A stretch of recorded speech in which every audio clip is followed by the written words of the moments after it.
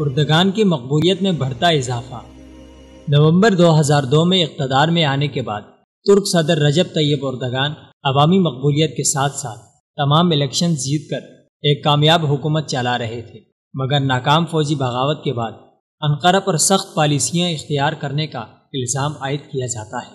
مخالفین کی طرف سے صدر اردگان کردش سیاستدانوں اور لبرل حزب مخالف پر پابندیاں عائد کرنے، بنیادی آزادی کی معطلی، ریاست پر سیاسی بالادستی قائم کرنے کی خواہش اور انصاف کے نظام میں مصالحانہ رویہ اختیار کرنے کے الزامات کی زد میں ہیں، مگر عوامی سروے کے مطابق اردگان کی عوامی حمایت میں کمی کی بجائے اضافہ ہی دیکھا گیا ہے۔ میٹروپول اکتوبر کے سروے کے مطابق AKP پارٹی کی ووٹر سپورٹ 53% تک پہنچ چکی ہے۔ ایک سال قبل ہونے والے عام انتخابات میں یہ حمایت 49% تھی، جو 3.5% بڑھ چکی ہے۔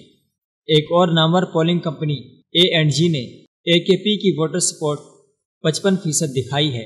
میٹروپول کے مطابق ہی اردگان کی مقبولیت کا گراف 10 پوائنٹس بڑھ چکا ہے اور پچھلے 4 ماہ سے 50% سے اوپر ہے۔ ان نتائج کے پس منظر میں 2 قسم کے عوامل ہیں۔ پہلے نمبر پر وہ طبقاتی تبدیلی ہے جس کی اردگان نے ایک قدامت پسند سیاستدان کی حیثیت سے نمائندگی کرتے ہوئے کمال اتاترک کے ریپبلکن ماڈل کا خاتمہ کیا۔ متقی سماجی گروہ اور مذہبی اقدار جو کہ ریپبلکن ماڈل میں عتاب کا شکار تھی، اب ترکی کے سیاسی نظام میں مرکزی اہمیت رکھتی ہیں۔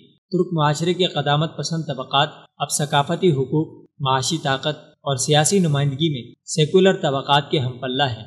اردگان ایک نئی مڈل کلاس تیار کر کے اس تبدیلی کو مضبوط کرنے میں کامیاب رہے ہیں اور سازگار اقتصادی حالات تیار کر کے ترکی کی مڈل کلاس کو، جو سن 2002 میں 21% تھی، سن 2011 تک 41% تک پہنچا دیا۔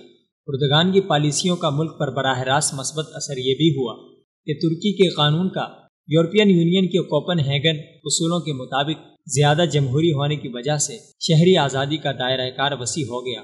ترکی کے قدامت پسندوں نے جدید سیاسی اسٹیبلشمنٹ کے خلاف جدوجہد سن 2003 سے 2011 کے دوران جاری رکھی اور کامیاب ہوئے۔ سن 2013 میں جب عرب بہار پہلے سے جاری اسلامی تحریکوں پر کوئی اثر نہ ڈال سکی اور اسلام اور مغرب کے درمیان مخالفت زور پکڑ گئی، تو مغربی اقدار پھیلنے کے خدشے کے ساتھ ساتھ ترکی میں تشدد کی ایک نئی لہر نے جنم لیا۔ صرف گزشتہ سال میں 17 بم دھماکے ہوئے، جن میں 300 شہری جاں بحق ہوئے۔ شامی جنگ نے کردوں اور داعش کے ذریعے ترک سیاست پر دباؤ ڈالا۔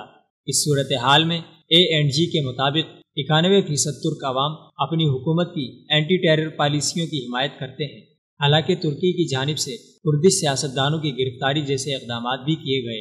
اسی سروے کے مطابق 64% لوگ فتح اللہ گولن کے پیروکاروں پر کریک ڈاؤن کی حمایت کرتے ہیں، جبکہ اس کریک ڈاؤن کے دوران 1 لاکھ لوگ نوکریوں سے محروم کیے گئے، جبکہ 30,000 اس وقت سلاخوں کے پیچھے ہیں۔